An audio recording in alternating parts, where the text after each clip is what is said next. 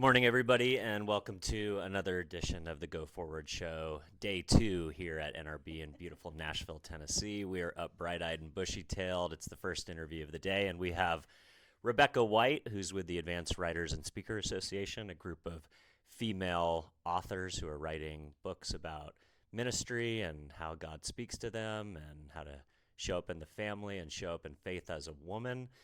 And they also have an amazing training program and help women become Christian speakers and do a lot of really cool things. So, Rebecca, thanks so much for coming on, saying hello. Thank you so much for having me. So, yeah, tell us a little bit about yourself, what you guys do, and what brought you guys to NRB this year. So, I'm the operations manager for our Advanced Writers and Speakers Association, which is a group of about 1,200 Christian women authors and speakers. We've been around for 25 years, and we do a whole bunch of things with them.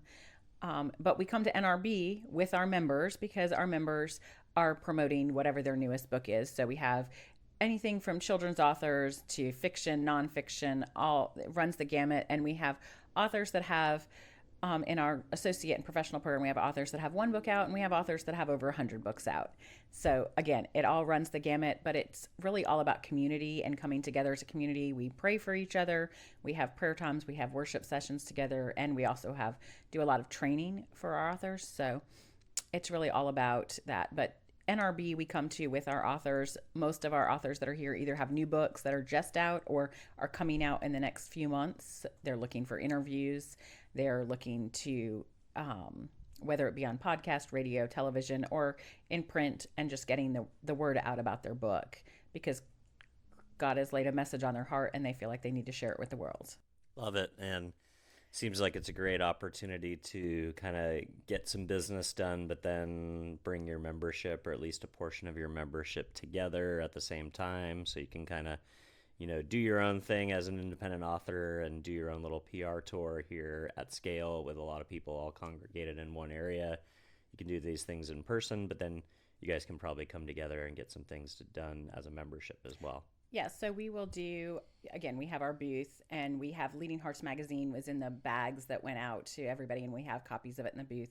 So that's our magazine. We publish the magazine 6 times a year, but we have print issues when we have a trade show. So the print issue came out specifically for NRB.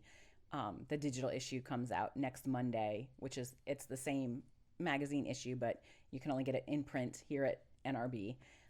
We also come together, we do a dinner together. And we just, sometimes when you come to a trade show, especially if you've never been before, it can be intimidating. And so it's always nice to have others with you that can walk with you through Wing everything. woman, as they say, right? Yes. Stronger power in numbers than, no, I totally agree. I mean, this is actually our first time at NRB, but definitely not our first rodeo doing this type of a thing. So, but I could see if this wasn't what you did every week, it could probably be a little bit intimidating, right? Yeah, and some authors are extroverts and some authors are more introverts, and so again, the introverts can kind of tag along with the extroverts to help. And before they come to NRB, we do some training in networking because we say, who you meet may not be the person that you need to connect with, but if you know all the other members that are coming, you might be the connector between that person and how their message is getting out, and that may be what God has for you in that moment and in that connection that you're making. And we also train them in publicity and how to appropriately, send out information about yourself to get into different interviews. Yeah, that's awesome. So you guys are doing some prep work ahead of time, conference commando style, making sure that they're not just showing up and wandering around like a deer in the headlights thinking that they'll get things accomplished. It's a lot about the prep and the follow-up, not just the 2 or 3 days on the ground. Yes, and we definitely encourage follow-up because that is the number one thing you can do. I mean, they say at writers' conferences, editors can ask for tons of things because 90% of the people will not follow up. Only 10% of the people will actually send in what the editor asked for. And to me, that's amazing because if you don't follow up, how do you expect anything to actually happen? What's the point of going if you're not willing to follow up on what's happening?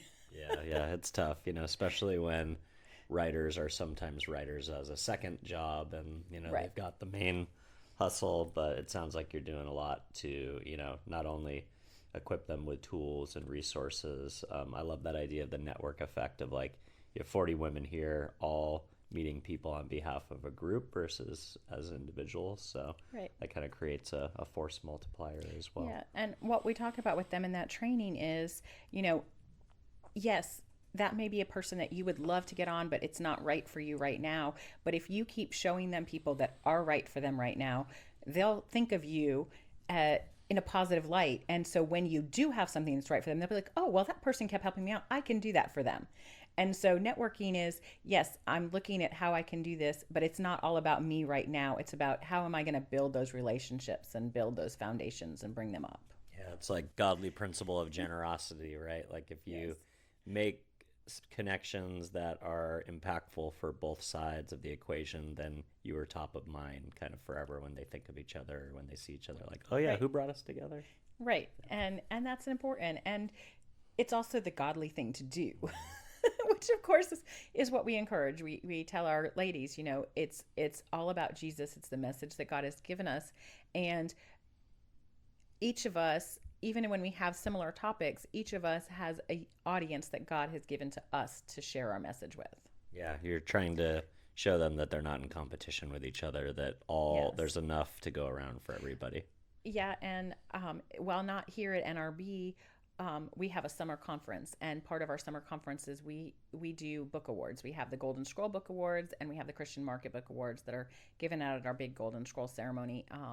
The Golden Scroll Awards are just for our members, but the Christian Market Book Awards are for any book that has come out in the Christian market in the time frame. So this year's time frame is January 1, 2025 through June 1 of 2026. So one of the beautiful things about that award ceremony is seeing everybody cheer for each person that's getting an award, even if they didn't win in that category because that person did.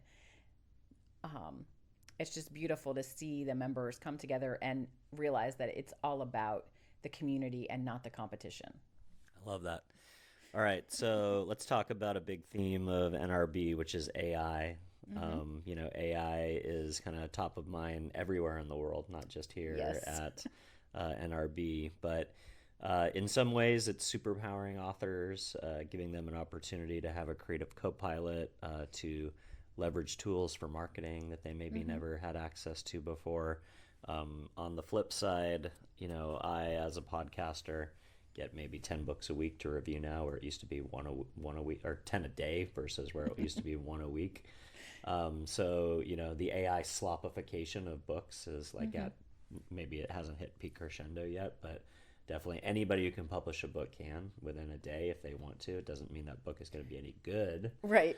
But as a podcaster who gets a lot of press pitches, you have to weed through all that stuff, right, in order to find the good things. Yes. So be curious how you are advising your authors to leverage AI in a way that will allow them to bring their work to the world in a more powerful way, but how do you also keep the soul of what writing is all about and keep their messages pure? So we actually did a class in AI in the fall for our authors. And we started off with looking at AI and copyright and ethics and looking at, what does the Copyright Office say about AI and how it is incorporated in your book and whether you're allowed to copyright your book or not. Because I don't know whether you realize this, but when you hand in a copyright, you have to tell the Copyright Office exactly how you used AI in writing the book, and then they determine whether your book can be copyrighted under yourself or not. Because if you use too much AI, it can't even be a copyrighted book. Sometimes it can be copyrighted as a whole, but each individual piece of it can't be if you have enough AI in it.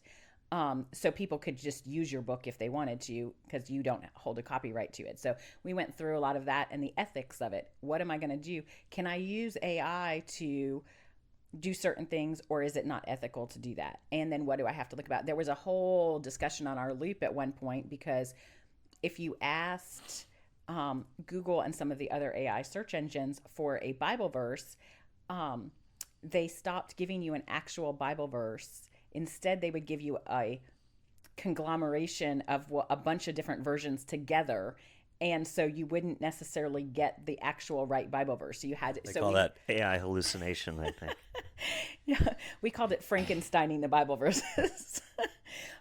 So we had to talk about, okay, where can you look up the Bible verses online and get the correct Bible verses? Because you don't want to and what is appropriate, and what does Christian publishing allow. Misquoting the Bible in a Christian book is kind of the cardinal sin, right? Right. But even if you ask the different AIs, about things with faith, and you're going to be using them, and you tell it you're using them in publication, AI will tell you, you need to make sure that you are vetting this, because what AI says about faith may not be appropriate for your audience. Don't use, AI will tell you, you should not, at least at the time that we were doing the class, they may have advanced since then, but you should not use this to treat mental health. There's certain areas that we do in faith that you should not use AI directly for. You have to make sure you really filter the content from it. Another big component of AI is the democratization of content creation. The fact that special effects and filmmaking and making TV shows, the walls are continuing to lower because of AI and the ability to use it for special effects and stunts and things like that.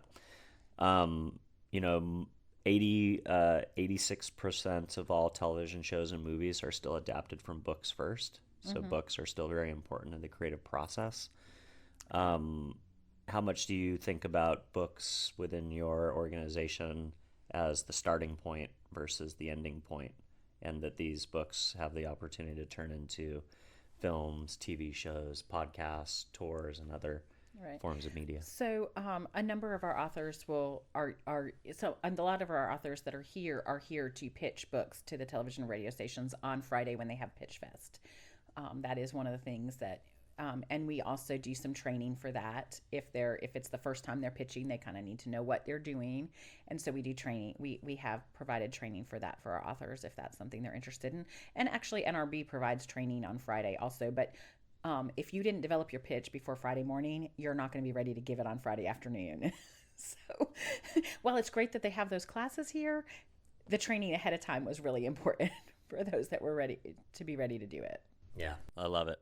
Awesome. Well, if folks want to find out more about the Advanced Writers and Speakers Association or connect with you directly, where would you like to send the audience? They can go to www.awsa.com. We have a spot there from there that they can apply if they want to be part of the organization. They can submit books for the awards if they're interested in doing that, because the Christian Market Book Awards are open to both men and women in the Christian market publishing. Amazing. Thanks for coming on and saying hi. Thank you so much for having me. Cheers.